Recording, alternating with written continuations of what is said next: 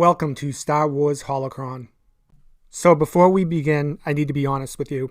The other day my wife was listening to one of my videos, and in the middle of it she paused and said, "This doesn't sound like you."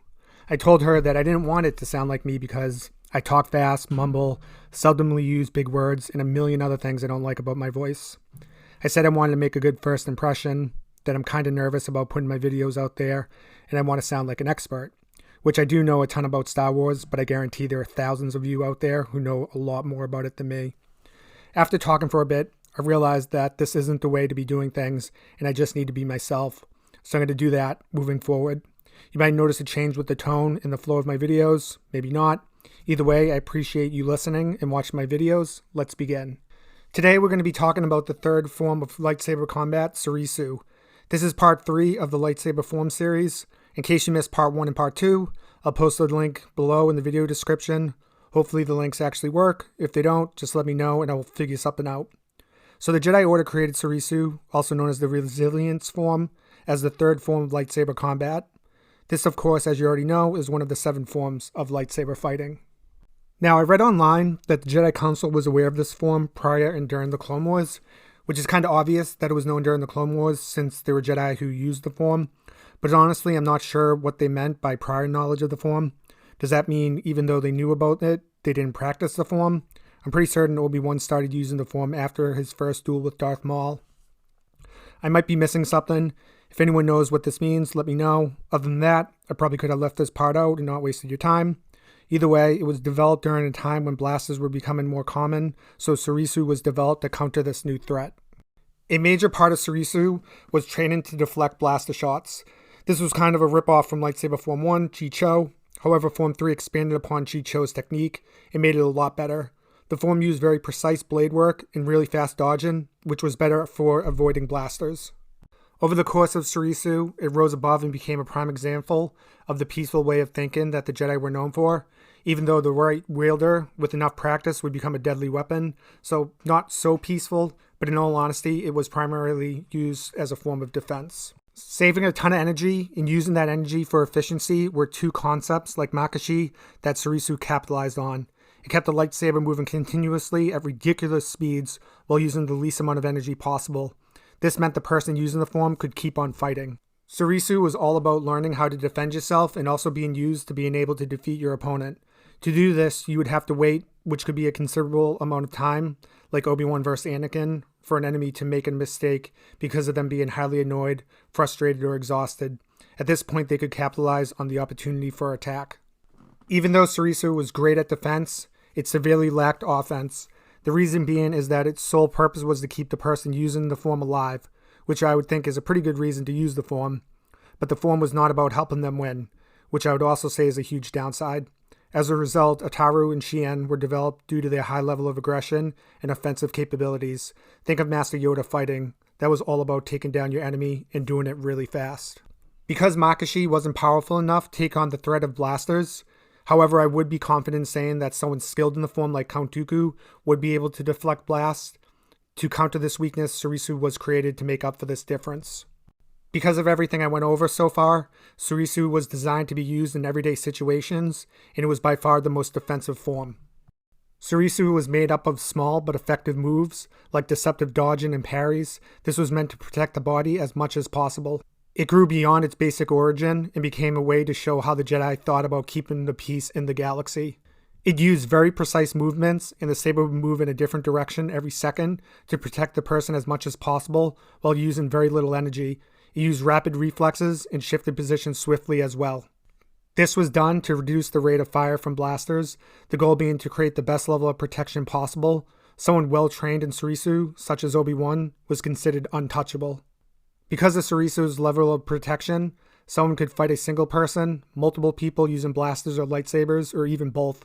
When someone was using Soresu, expect there to be a very long battle. One of the things I really like about Soresu is that the user would have the time to analyze their opponent's strengths and weaknesses, as well as their fighting style. This gave them a huge advantage over their enemy. Also, like I said, Soresu was better used with long fights. It gave the user the advantage of taking full control over the battle. This would provide them with options during the fight. This would include killing the opponent when the opportunity arose, disarming the opponent, or attempting to interact with them, which we saw in the Clone Wars Obi-Wan did a lot. This was also a way to taunt an opponent to get them frustrated enough to make mistakes. One cool thing I learned about Soresu is that they had to put themselves in the eye of the storm, which pretty much means to remain calm and collected while fighting and to be aware of everything that's going on around you. Think of Obi-Wan during his fight against General Grievous in Revenge of the Sith. Grievous was attacking Obi-Wan at 20 strikes a second, and it didn't even phase Obi-Wan at all. By the way, I highly recommend reading that book, or at the very least reading about their fight, or better yet, you can listen to the fight verbatim in my video on how the Force flowed through Obi-Wan during his duel with Grievous.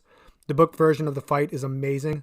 The great thing about Soresu is because of its strong defense, a user was able to respond and adapt to any situation. However, you needed to stay on the defense during the battle and wait for the opponent to get tired or just pissed off because they couldn't break your defenses, which at that point you would have the opportunity to capitalize on a moment of weakness and make an attack.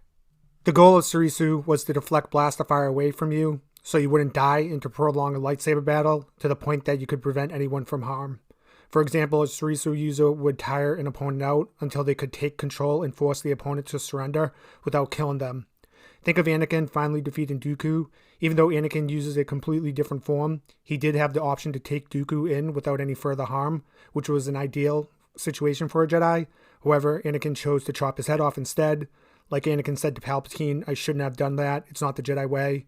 The Jedi were not in the business of beheading people. Masters of Soresu like Obi-Wan, who I know I keep on mentioning, but he's a prime example because, as May said, he was the master of the form, were considered very deadly because of not only their wicked defense, but also because it was very adaptable to both lightsabers and blasters. Where Makashi's weakness was avoiding blaster fire, and Chi Cho's was fighting single opponents, with Soresu, it simply didn't matter what you were up against. But Soresu did have its disadvantages in a fight. It didn't have any attack patterns and pretty much was used to keep you alive rather than winning battles. But as we know, we have seen Soresu masters win battles. However, these are masters of the form who have been trained countless hours and know when to capitalize on an attack. I'm not sure how well initiates would do on winning a fight. If anyone knows of some examples, please comment below. However, they would be able to defend themselves from an attack. I think would need a considerable amount of training for them to be able to swiftly change from pure defense to an effective offense. A Jedi who used Soresu had to be very focused on their defense because any weakness in their defense could leave them open from an attack, which would take away the whole point of using the form, but like I mentioned before in a fight, they lacked or better yet had a difficult time attacking. Also, as mentioned before, the goal of Soresu was to extend the length of battle for as long as possible.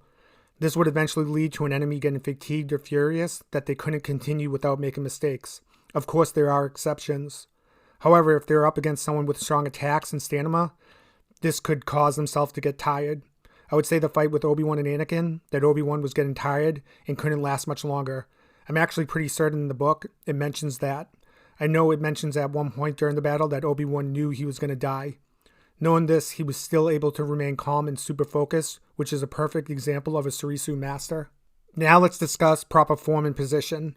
They would retract the sword with one of their hands. The free hand was raised in a defiant gesture, while the other was aligned with the ground.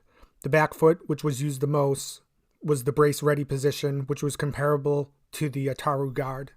For example, in the brace ready position, the blade was held waist high, usually on the strong side for better control. The non-dominant foot was brought to the front and to the side, where the dominant foot was placed in the back. You could also use the same position, where the feet remained in the same place, but the blade was raised high in a drop parry position. When fighting single shooters, they were advised to use the deflective slash, in which you utilize your own momentum. This had 2 points. One, to let the user use the energy gained throughout the battle to deflect a projectile by doing a cutting attack on a nearby target. It also moved them closer to the enemy to prevent them from firing more rounds. By doing this, and with proper form, you can send the shot right back at them. This was a common practice for Shin users. The circle of shelter, in which you create a protective area around yourself and others, makes it hard for the enemy to reach you. This was the perfect strategy when being bombarded with blaster shots. A Soresu master could literally make it impossible for you to hit them. For example, they could stop up to 20 shots while using this approach. The Force would tell them where to move, dodge, or block their shots. And of course, you would need extreme focus to pull off this move. It's not something you can just pull out of your pocket and use efficiently. This technique was usually done in meditation while moving. The Force would give them a glimpse of the future to make the necessary adjustments in the future if focused long enough. Now I'm going to be talking more about Obi-Wan and going into more details about his Form 3. Obi-Wan actually started out using Form 4 like his master Qui-Gon.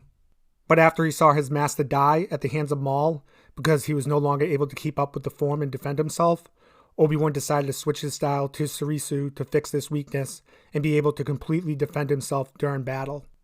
Obi-Wan was able to defend himself against superior marksmen like Jango Fett. Or during the Battle of Geonosis, because of how well he defended himself and used his energy, he was able to survive while many Jedi died. However, when Obi-Wan faced off against Count Dooku in Attack of the Clones, he was still completely outmatched against Dooku's Form 2 Makashi. Obi-Wan was still extremely skilled at Soresu, but he was no match for Dooku's speed and accuracy.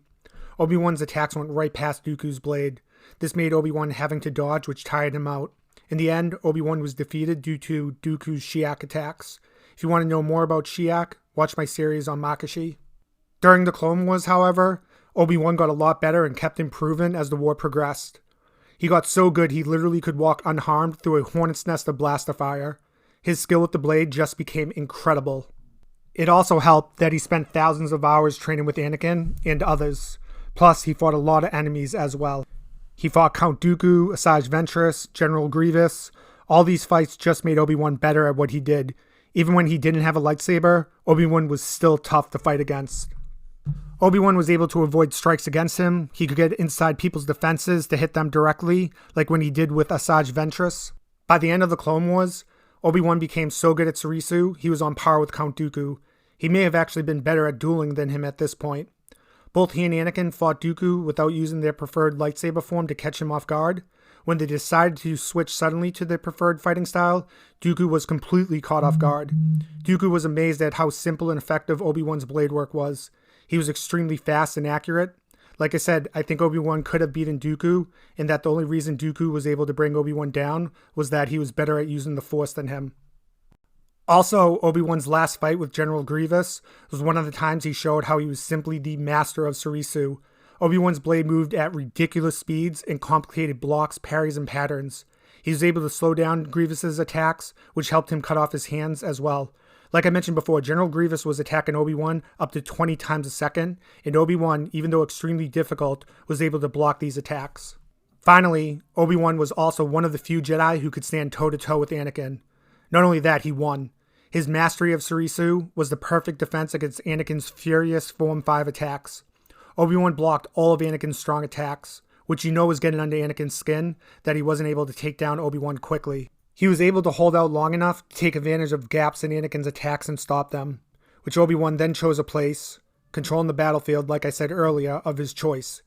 Anakin's fury, along with his overconfidence, led to Obi-Wan taking the advantage that he has been waiting for. Soresu is in it for the long haul, and a skilled master of the form will know when it's time to take advantage. He sliced through Anakin, leaving him completely helpless. Obi-Wan defeated a duelist that I believe was superior than him because of his Soresu mastery. Soresu is the perfect form if you want to focus on defense rather than offense. You fought an opponent until they became tired or agitated because of how long the fight was lasting, and then it would be time to take advantage and attack because they start making mistakes in their own lightsaber form. I'm biased because Obi-Wan is one of my favorite characters, but I love this form, and I do agree that a master of this form is not only deadly, but is the one form that can hold itself against all other lightsaber forms. Mastering this form can eventually lead to controlling a lightsaber fight and holding your own defensively until the opportunity arises to take advantage of your enemy's mistakes and ultimately win. What do you guys think about this form? Do you like it, dislike it, and why? Is there anything I missed out on? Let me know in the comments section below. Thanks for watching. If you liked the video and want to see more content, please hit the like and subscribe button below. That would be awesome. Thank you.